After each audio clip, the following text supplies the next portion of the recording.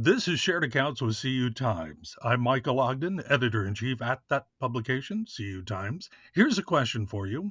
How many subscriptions do you have? There are streaming platform subscriptions, Netflix, Hulu, Amazon, Disney Plus. Then there's news subscriptions, CU Times subscriptions. Then there's lifestyle subscriptions. For instance, it's the dead of winter, and for the first time, I've signed up for a monthly lotion delivery subscription because my skin's so stupid sensitive. Yeah, it's way cheaper and it comes direct from the company. It's great. The way we get what we get has evolved so terrifyingly, fantastically, that it's pretty amazing. We live in a time I wish my grandparents could see. They owned our hometown grocery store. They would not understand today's world, but I miss them. Point is, consumers have rapidly evolved. Your members have rapidly evolved. And are your branches delivering to them what they need and how and when they need it? We pay into a credit union. Well, wait, let's call it we subscribe to a credit union because of the values, both financial and ethical. Today, we're speaking with a credit union branch expert out in New England who's going to shed some light on retail banking and the incredible brainpower needed to pair the credit union strategy with the member's needs at the branch level. You're gonna like this guy.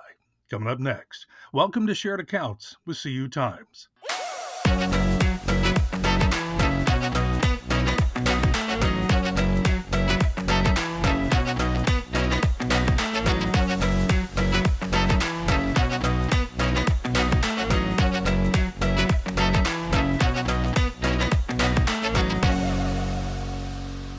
Joining me in the virtual studio today is Jim Potter, Vice President of Retail Banking at Merrimack Valley Credit Union out in Lawrence, Massachusetts. Jim, good Dunkin' Donuts morning to you. Hello, welcome in. Good morning, Michael. Thank you for having me. Of course. Let's set the table for the chat today. Kind of in a few words. In your years in the industry, what's the biggest branch challenge facing credit unions today? The biggest challenge facing credit unions today is ensuring that the staff and the members have the right tools and information available to them in order to make sound financial decisions. Solid answer. Okay, let's pause there for a moment.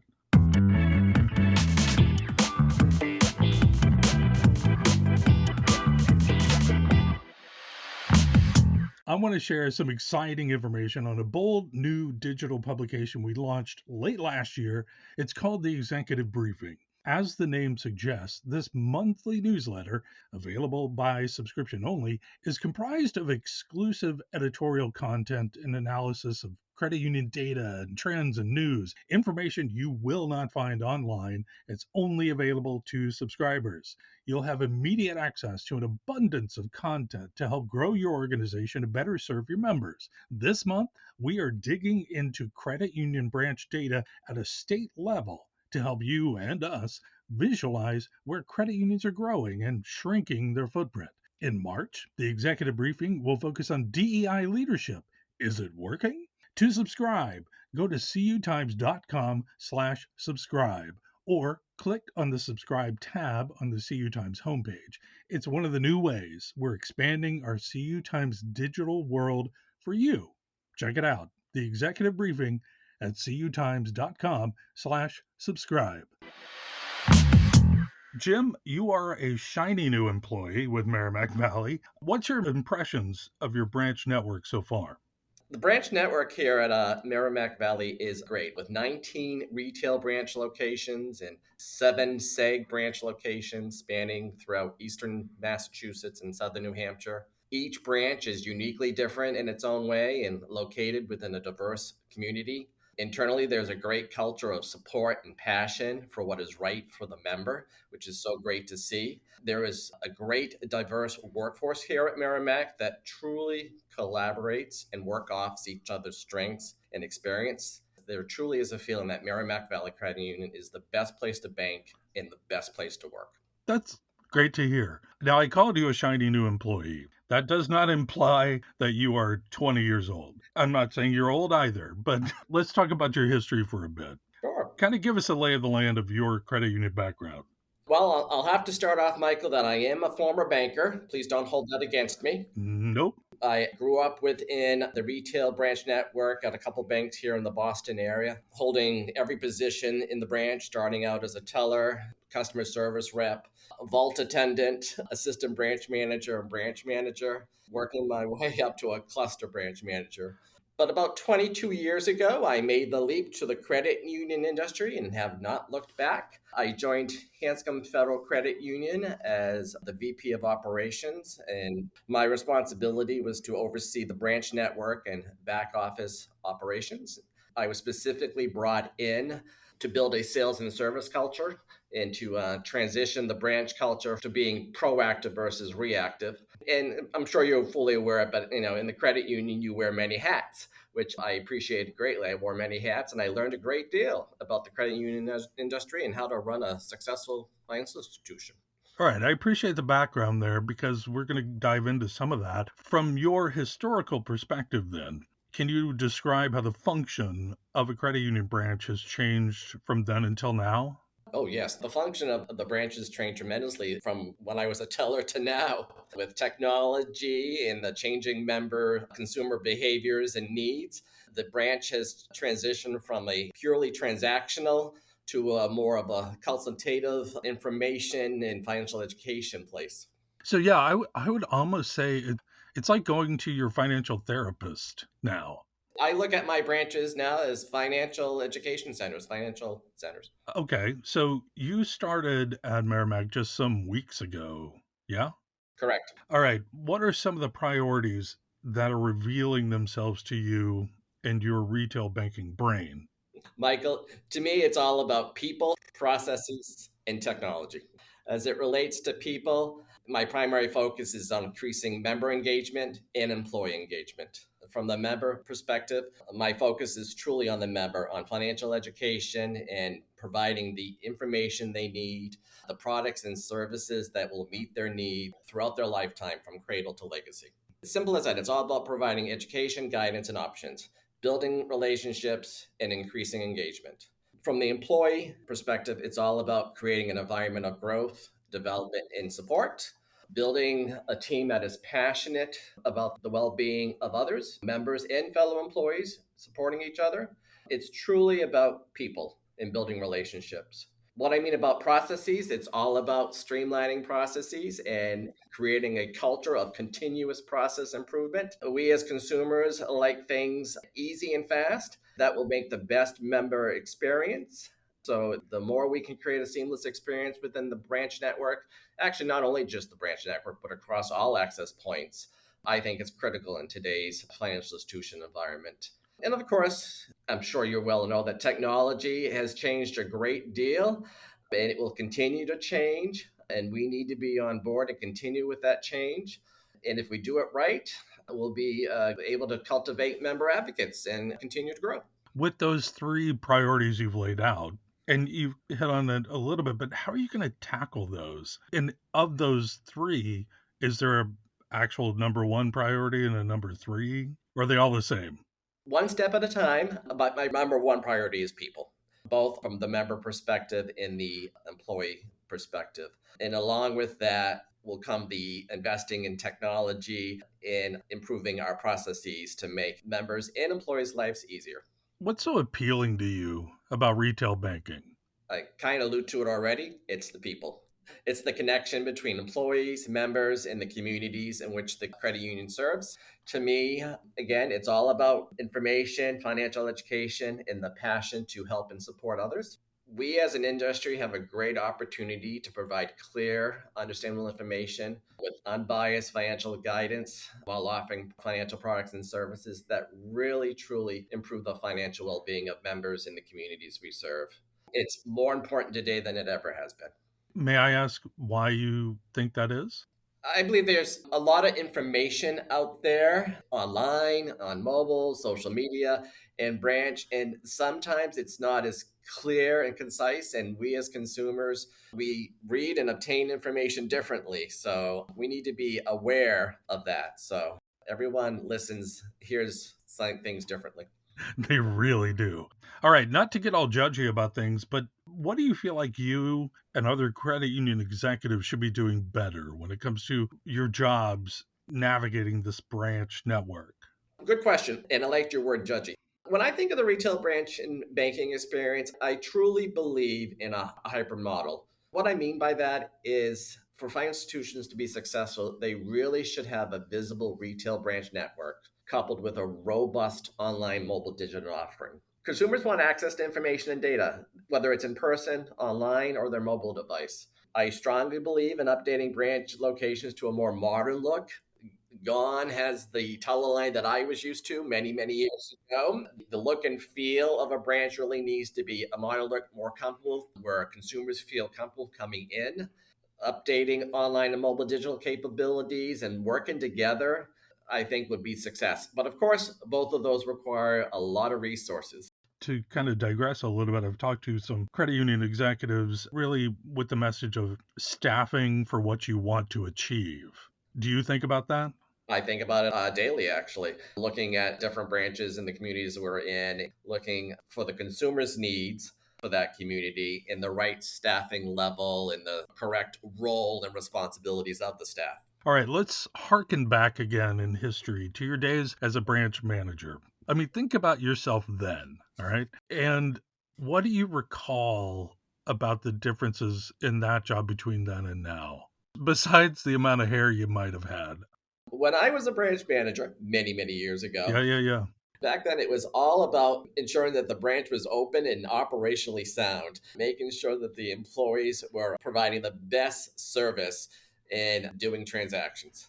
The job today is quite different of a branch manager. Today, it's less transactional and more consultative. So, the branch manager of today really needs to focus on developing their team and their skill sets in providing education and information.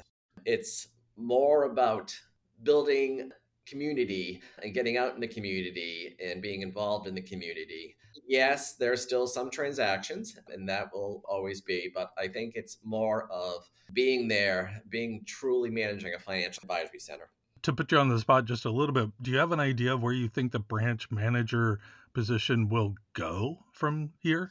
From here, I think it's really more being a strong leader and educator, to be honest with you. Really a focus on the employee. Okay, I like that a lot. I think about this a lot too with the function of financial institutions and at the branch level at points in history. And my question is, are there moments in history that you can point to that may have changed the function of the branch to meet the needs of members? The obvious example recently was the pandemic, but I'm also thinking, security and 9/11 and all this kind of stuff. Are there moments in time you can point to? You mentioned two of them, but I'm going to go all the way back when I was a teller, and I was a teller before direct deposit was truly a direct deposit. When was that? When was that change? That was in the late 80s when I was a teller. I mean, direct deposit was around, but it wasn't really taken off like it has today, of course, which was nice to see. And of course, that was the same period where, ATMs were still taking off and there was a significant increase of ATMs. And then online banking came and bill payment came along and mobile banking came along. 9/11 happened and all these security scams and people being hacked through computers. Consumers want to be able to make sure that we have their information safe and secure. And of course, with the pandemic, everyone did a great push to online and mobile. To be honest with you, branches were open during the pandemic by appointment only. And of course, we had our drive throughs. But looking ahead, another thing I'm really focused on is how do we get consumers back to the branch? So are you saying the traffic just hasn't come back? Correct. Okay. All right. If I could stay on this for a second, I want to just ask you kind of a personal question. What was your stress level during the pandemic when things were starting to shut down? Like, how did that feel for you?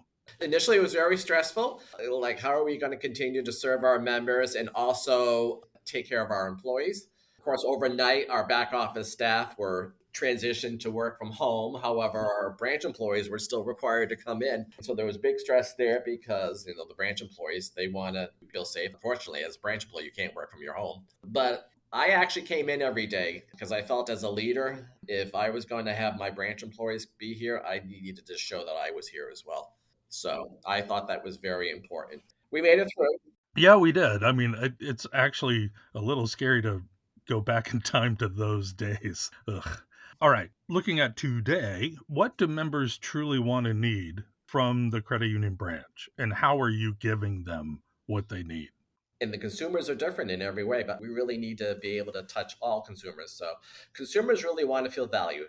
They really want to experience the personalized touch. What I mean by that, it's just obviously they're not just an account number that we know them, but we have a lot of data here at the credit union. So, for example, if a member changed their address online a couple of weeks ago, and then they walked into a branch, the branch employee can see that data and just simply ask, did you move? Do you buy a new house? That's adding the personal touch.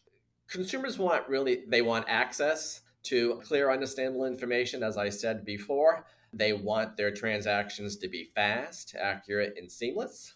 Hopefully, there's not a lot of problems or issues, but if there is a problem or issues, of course, they want those rectified quickly. They really want a place where there's a sense of trust. And this gets back to securing their personal information and really being there for them personally, building that sense of trust. And I think the last thing I would mention would be consumers really they want us not only to be part of the community, but they want the credit union to be an active part of the community that they live and work in. Okay, might be a weird question, but is there a push-pull aspect to guiding member behaviors? And let me explain that a little bit. I'm meaning, are there times that you are trying to change what members are doing, their behavior, to meet what you're trying to accomplish of the credit union's needs and goals? Good question, Michael. It's all about the member and constantly thinking how I can improve the financial well-being of the member and make their life easier because we all lead busy lives. So consumers have different behaviors. There's consumers that totally do things online. There are consumers that come into the branch only in person. And then most consumers actually do a combination of both. But as long as we are educating members on how to make their life easier through technology, I think that's where we need to focus, and that's where the push comes in. Okay. This is a relatively direct question, but how do you know when you've done a good job? Three things. I know I've done a good job if member engagement is up, employee engagement is up, the credit union is growing memberships and growing the number of products and services per member. Great. I love that you had that answer at the ready. That's wonderful. I'm looking at it daily, Michael. Oh, of course you are. So that means you are good at your job. All right, let's go into this final segment. This is all about you. Uh-huh. This is a weird one. Did you have a nickname growing up? What was it? I actually had two nicknames. Oh, okay. What were they? My family, to this day, they still call me JC because of my middle name. Okay. Although they've gotten lazy in their old age and just call me Jay now, they dropped the C. Okay. But throughout my life in school and high school and even in college, even to today, my friends call me Potter. Well, that's problematic with the Harry Potter series, I Oh yeah, assume. oh yeah. Oh, it's been problematic, with It's a Wonderful Life, Oh, yeah, yeah, yeah. with Colonel Potter and Colonel MASH, Potter and and now, MASH. of course, it's Harry Potter. Okay. You know what? You went further back than I was thinking initially, but you're right. Colonel Potter. What's the most Massachusetts sounding word you say on a daily basis? Wicked awesome. There you go. I have many relatives from that area. Nailed it. Let me set the stage. I have relatives who lives in Massachusetts, so this is a question kind of for everybody out there. Can you tell a lot about a person by the style of lobster roll they order? Maine or Connecticut?